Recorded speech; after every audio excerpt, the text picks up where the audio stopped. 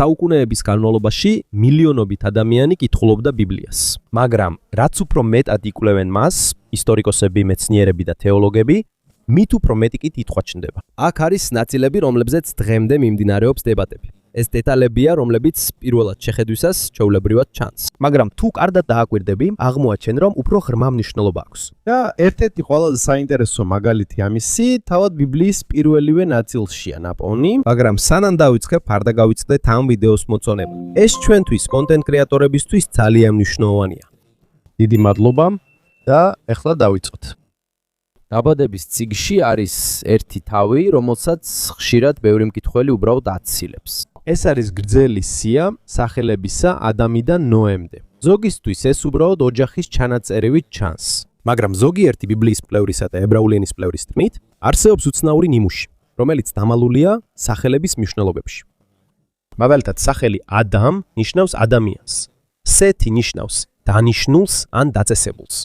ენოში კი უკავშირდება მოკვდაობას ან სისუსტეს. და როდესაც თითოეული სახელის მნიშვნელობებს აერთიანებენ, ჩნდება მესიჯი, რომელიც თითქოს დაკავშირებულია ხსნასთან, ტანჯვასთან და მხსნელის მოსვლასთან.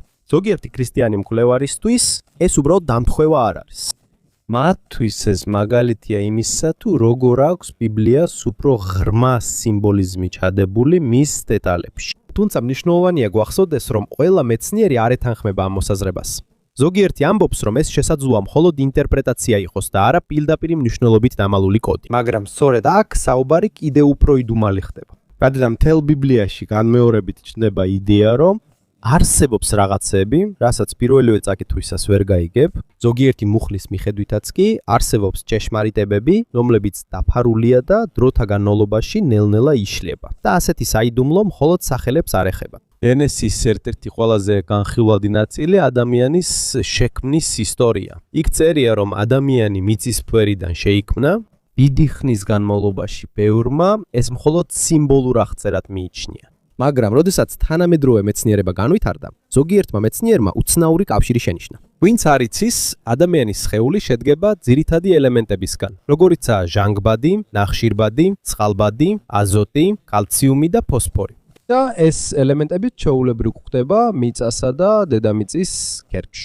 ეს არნიშნავს იმას, რომ მეცნიერებამ დაამტკიცა, რომ ბიბლიას ზებუნებრივი მეთოდი აქვს. მაგრამ ბევრი მორწმუნისთვის შთამბეჭდავია იმის გაფიქრებაც, რომ ათასობით წლის წინ უძველეს ტექსტებში უკვე არსებობდა კონცეფცია ადამიანის და მიწის კავშირის შესახებ. ეს კიდევ უფრო საიდუმლო გახდა, როცა მეცნიერებამ უკეთ გაიგო დნმ.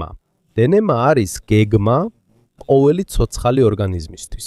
აქ არის მოთავსებული ინფორმაცია ადამიანის გარეგნობაზე, სხეულზე და ბიოლოგიურ თვისებებზე. დროთა განმავლობაში რამდენიმე რელიგიურმა მკვლევარმა სცადა დნმ-ის რიცხვითი კანონზომიერებების დაკავშირება ებრაულ ენასთან. ზოგიერთი მათგანი ამტკიცებს, რომ არსებობს თანმიმდევრობები, რომლებიც თითქოს ღმერთის სახელთან არის დაკავშირებული. თუმცა, მრავალი წამყვანი მეცნიერის თქმით, ჯერ არ არსებობს სამეცნიერო მტკიცებულება, რომელიც ადასტურებს, რომ ღმერთის სახელი პირდაპირ არის ჩაწერილი ადამიანის დნმ-ში. ამიტომ მნიშვნელოვანია, რომ სამეცნიერო ფაქტები განვაცალკეოთ სულიერი ინტერპრეტაციისგან. თუმცა, მრავალი მორწმუნისთვის დნმ-ის თავად რთული დიზაინი საკმარისი მიზეზია იმისთვის, რომ ირწმუნონ, სიცოცხლე შემთხვევითობა არ არის. ზოგიერთი გენეტიკის ექსპერტის თქმით, დნმ-ის ინფორმაციული სისტემა უკიდურესად რთულია. მილიარდობით ინსტრუქცია მასში და თითქმის თითოეულ უჯრედს სხეულში აქვს ამ უკიდურესად გრძელი გენეტიკური კოდის საკუთარი ასლი. და როცა მეცნიერება უფრო ღრმად სწავლობს ადამიანის სხეულს, კიდევ ერთი აღმოჩენა მსოფლიოს ქრისტიანულ საზოგადოებაში ვირუსულად გავცელდა. ეს ეხება ერთ მოლეკულას, რომელსაც ლამინინი ეწოდება. ლამინინი არის მნიშვნელოვანი ცილა სხეულში, რომელიც ეხმარება უჯრედებსა და ქსოვილებს ერთმანეთთან შეერთებაში. ის თითქოს ბიოლოგიური ცებოა, რომელიც სხეულს სტრუქტურულ მხარდაჭერას აძლევს. როდესაც ლამინინის მიკროსკოპული გამოსახულებები გამოქვეყნდა, ბევრმა ადამიანმა შენიშნა, რომ მისი ფორმა ჯვარს გავს. ამიტომ ის სწრაფად გახდა სიმბოლო ზოგიერთი ქრისტიანისთვის. მათთვის ეს თითქოს შეგონებაა, რომ სხეულის ყველაზე პატარა ნაწილშიც კი შეიძლება რწმენის სიმბოლიზმი დავინახოთ. მაგრამ მეცნიერების თქმით, ლამინინის ფორმა უბრალოდ ბუნებრივი სტრუქტურაა, რომელიც მისი ფუნქციით არის განპირობებული სხეულში. ეს არ არის ზებუნებრივი დიზაინის პირდაპირ მტკიცებულება. თუმცა მათაც არ შეუძლიათ უარყონ, რომ ბევრი ადამიანი ამაში ღრმა სულიერ მნიშვნელობას ხედავს. და აქ ერთ-ერთი ყველაზე დიდი მიზეზი ჩნდება თუ რატომ რჩება ბიბლია დღემდე საიდუმლოდ, რადგან ზოგისთვის ეს უბრალოდ უძველესი წიგნია. მაგრამ სხვებისთვის ეს არის ნიმუშების, სიმბოლოების, ისტორიისა და გზავნილების კრებული, რომლებიც თითქოს დაკავშირებულია ადამიანის ცხოვრების ყველა ნაწილთან. გარდა ამისა, ძველი აღთქმის ერთ-ერთი ყველაზე სადაო ნაწილი იესაიას წიგნშია ნაპოვნი. ბიბლიაში არის ერთი თავი, რომელსაც ხშირად უწოდებენ ტანჯული მსახურის წინასწარმეტყველებას. ეს არის იესაიას 53 თავი. ბევრი ქრისტიანისთვის ეს არის ერთ-ერთი ყველაზე ნათელი წინასწარმეტყველება იესოს. მაგრამ ზოგიერთი ებრაელი სწავლულისთვის მათ ამის სხვა ინტერპრეტაცია აქვთ. და აქ იწყება ბიბლიის ერთ-ერთი ყველაზე ღრმა საიდუმლო. საოცარია ის, რომ ესაიას წიგნი, როგორც ამბობენ, იესოს დაბადებამდე 700 წელზე მეტი ხნით ადრე დაიწერა. მაგრამ როდესაც ბევრმა თეოლოგმა ეს თავი წაიკითხა, მათ შეამჩნიეს მისი ძლიერი მსგავსება ჯვარცმის ისტორიასთან.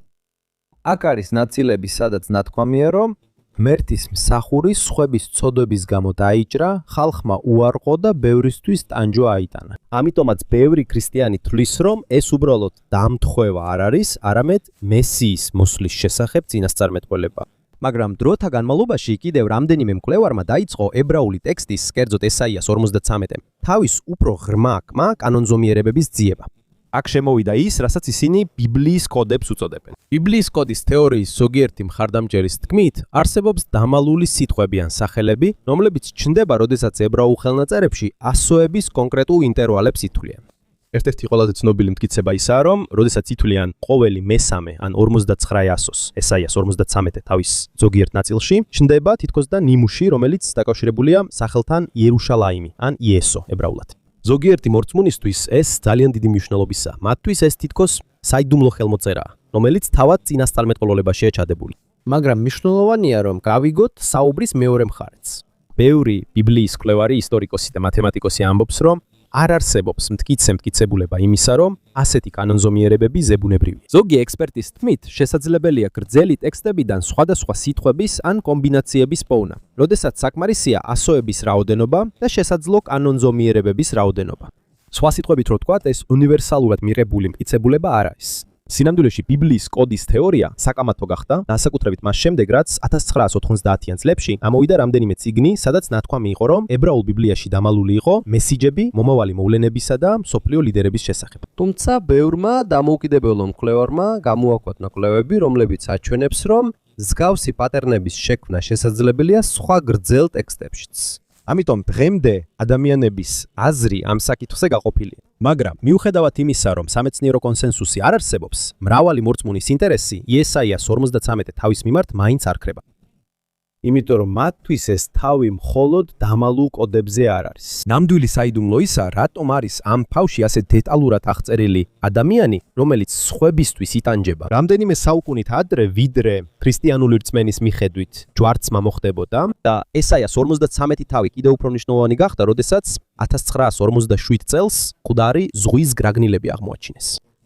მკვდარი ზღვის გრაგნილები არის ეგრეთ წოდებული უძველესი ხელნაწერები, რომლებიც აღმოჩენილი იქნა მღვიმეებში მკვდარი ზღვის მახლობლად. ისტორიკოსების თქმით, მათ შორის არის ესაიას წიგნის ძველი ასლები.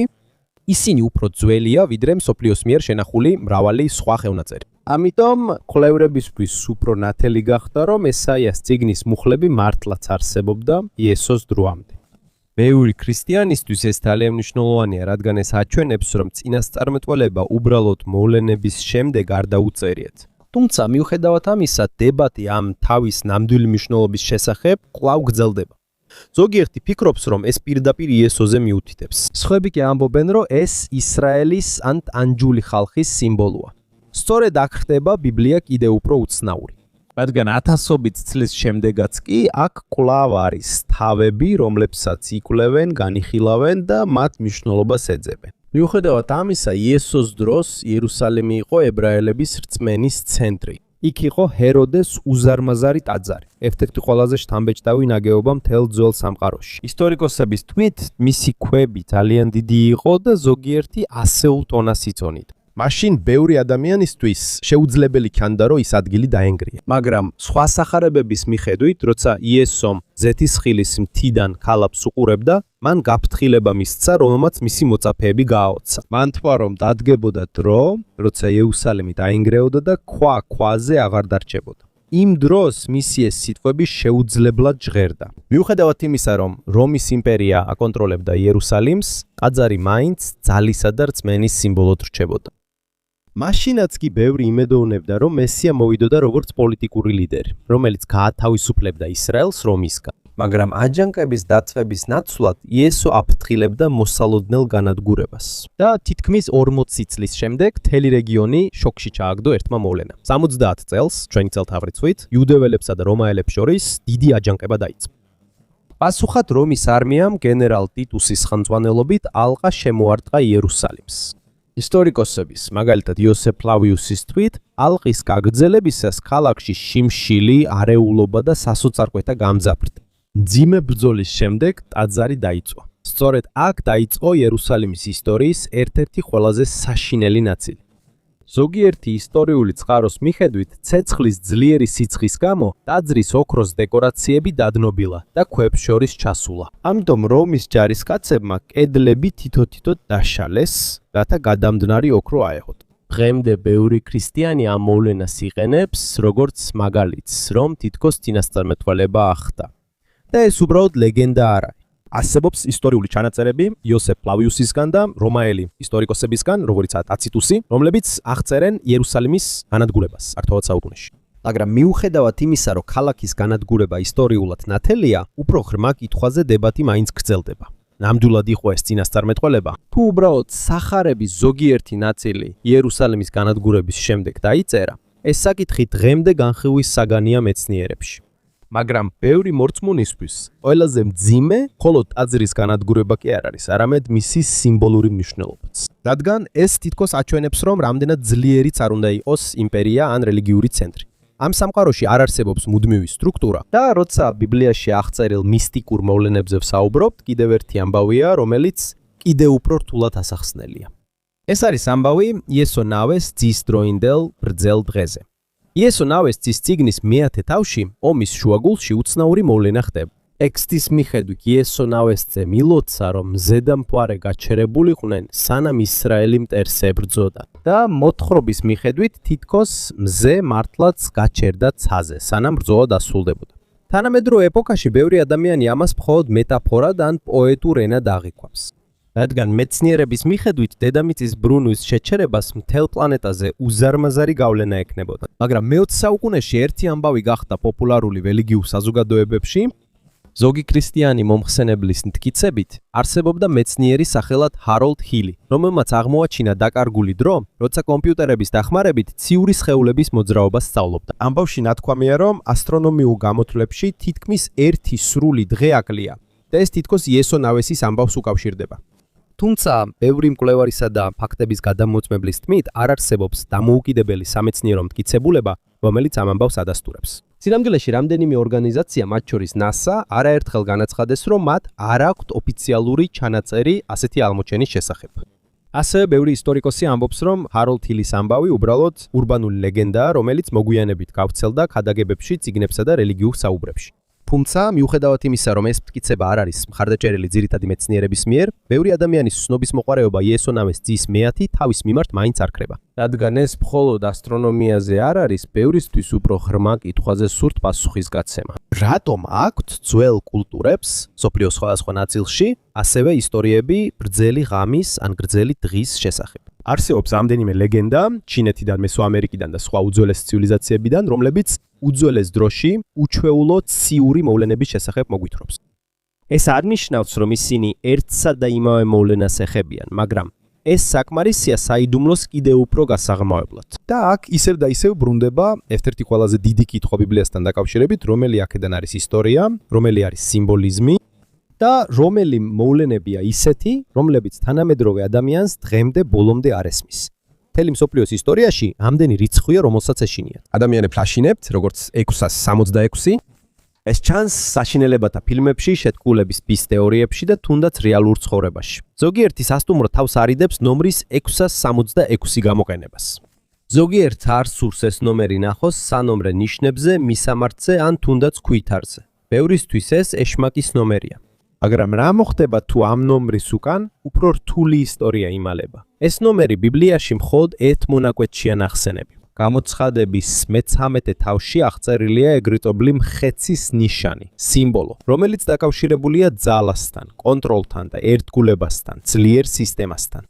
ტექსტის მიხედვით ადამიანი ვერ იყიდის ან ვერ გაყიდის, თუ მას ეს ნიშანი არ ექნება. ამის გამო გაჩნდა ბევრი თანამედროვე ინტერპრეტაცია. ზოგიერთმა ეს ტექნოლოგიასთან, მიკროჩიპებთან, ციფრულ ვალუტასთან და მეთვალყურეობის სისტემებთან დააკავშირა. მაგრამ ბევრი ბიბლიის კვლევარის თქმით, მნიშვნელოვანია ჯერ გავიგოთ გამოცხადების ისტორიული კონტექსტი, სანამ მას თანამედროვე ეპოქასთან დავაკავშირებთ. რადგან ეს წიგნი დაიწერა იმ დროს, როცა რომის იმპერიის ქვეშ პირველ ქრისტიანებს დევნიდნენ. და აქ იწყება ამ საიდუმლოს ერთ-ერთი ყველაზე საინტერესო ნაწილი. საუკუნეების განმავლობაში უმეტესობა ფიქრობდა, რომ ხეცის რიცხვი იყო 666, მაგრამ მე-20 საუკუნეში აღმოაჩინეს 616. ეს იყო ძველი ხელნაწერი ეგვიპტეში, რომელმაც დიდი დებატი გამოიწვია. ეს არის ეგრეთ წოდებული პაპირუსი 115. მკვლევართა თქმით, ეს არის გამოცხადების წიგნის ერთ-ერთი უძველესი ასლი, რომელიც არქეოლოგებმა აღმოაჩინეს. და რაც ყველაზე გასაოცარია, აქ არაა დაწერილი 666, არამედ 616. ამიტომ კიდევ ერთხელ გაჩნდა კითხვა, რა არის ნამდვილი რიცხვი?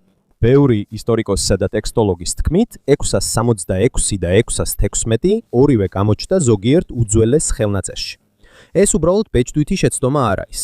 შესაძლოა ეს დაკავშირებულია იმ დროინდელ სახელების წერისა და გამოთვლის მეთოდთან. სწორედ აქ ჩნდება ეგრეთ წოდებულო გემატრია. გემატრია არის სისტემა, სადაც ებრაულ და ბერძნულ ანბანებში თითოეულ ასოს თავისი რიცხვითი მნიშვნელობა აქვს. როდესაც ზოგმა მეცნიერმა ნერონ კეისრის სახელი ებრაული მარტწერით შეისწავლა, ჯამში მიიღეს 666. მაგრამ თუ ნერონის სახელის სხვა მარტწერას გამოვიყენებთ, შედეგი იქნება 616. ამიტომ ბევრი თანამედროვე მეცნიერი თვლის, რომ ხეცის რიცხვი შეიძლება იყოს კოდირებული მინიშნება იმპერატორ ნერონს. და თუ ისტორიას გადავხედავთ, ადვილი გასაგებია რატომაც ნერონი რომის ერთ-ერთი ყველაზე საკამათო იმპერატორი იყო. რომაელი ისტორიკოსის ტაციტუსის მიხედვით, რომში დიდი ხანძრის შემდეგ, ახალი წელთაღრიცხვით 64 წელს, ნერონმა ქრისტიანები დაადანაშაულა, რათა საზოგადოების რისხვა თავისგან გადაეტანა. სწორედ მაშინ დაიწყო ძლიერი დევნე.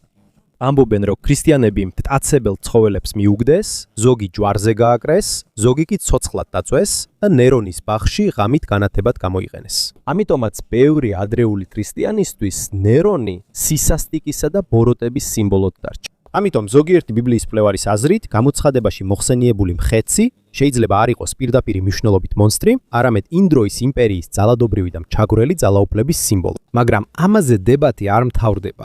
არსებობენ სხვა თეოლოგებიც, რომლებიც ფიქრობენ, რომ გამოცხადებაში ნერონზე მეტზეა საუბარი. მათი აზრით, მხეცი შეიძლება განმეორებადი სიმბოლო იყოს ნებისმიერი სისტემის ან ლიდერისთვის, რომელიც იყენებს შიშს, კონტროლს და ძალაუფლების თაყვანისცემას მორალისა და რწმენის სანაცვლოდ. და დროის გასვლასთან ერთად 666 სულ უფრო მეტად გახდა პოპულარული კულტურის ნაწილი.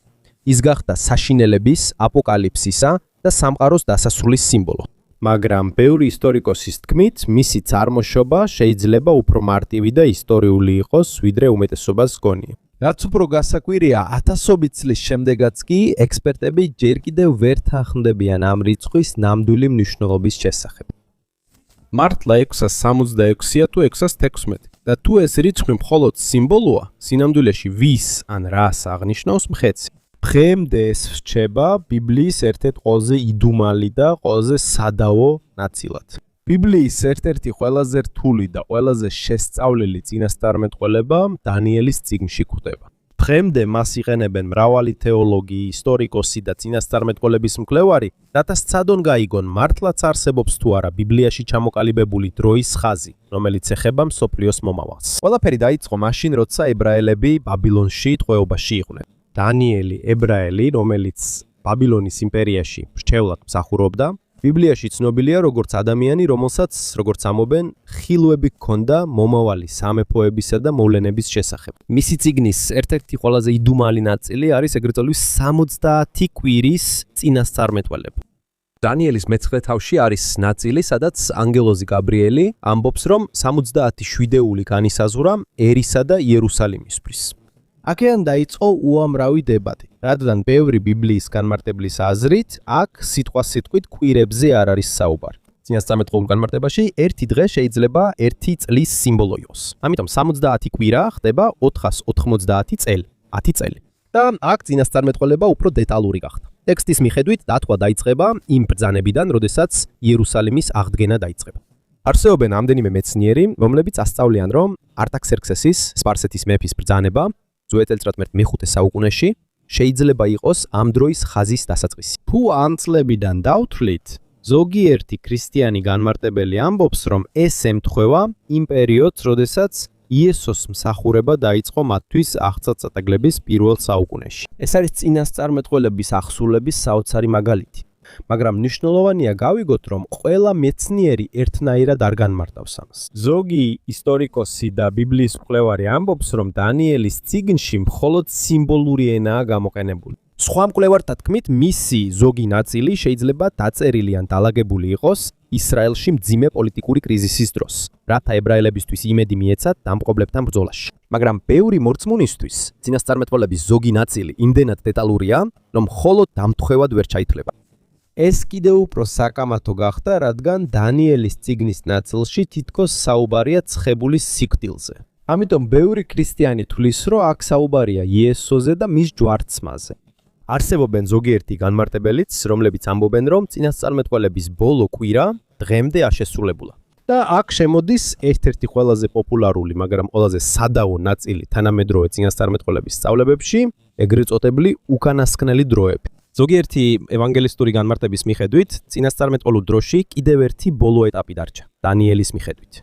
ისინი ამას უკავშირებენ მომავალ გასაჭირს, გლობალურ კრიზისს, ანტიქრისტეს გამოჩენას და მოვლენებს გამოცხადების წიგნში. მაგრამ მრავალი მთავარი თეოლოგის მიხედვით საჭიროა სიფრთხილე გამოვიჩინოთ ყოველი თანამედროვე მოვლენის წინასწარმეტყველებასთან დაკავშირებისას. რადგან ისტორიის განმავლობაში ბევრჯერ ყოფილა შემთხვევა, როცა ადამიანები ფიქრობდნენ, რომ სამყაროს დასასრული ახლოს იყო. ეს დაწყებულია რომის იმპერიიდან და გრძელდება თანამედროვე ეპოქამდე. მაგრამ მათი წინასწარმეტყველებები არ ახდა. ამ ყველაფრის მიუხედავად ადამიანებს არ აკლიათ დაინტერესება დანიელის წინასწარმეტყველებით, რადგან მასში უნიკალურადაა შერწყმული ისტორია, სიმბოლიზმი, მათემატიკა და სულიერი ინტერპრეტაცია. და როცა მსოფლიო უფრო უახლოვდება მოწინავე ტექნოლოგიების, გლობალური მეთვალყურეობის, ეკონომიკური არასტაბილურობისა და დიდი გეოპოლიტიკური დაძაბულობის ეპოქას, უფრო მეტი ადამიანი უბრუნდება ძველ წინასწარმეტყველებებს პასუხების საძიებლად.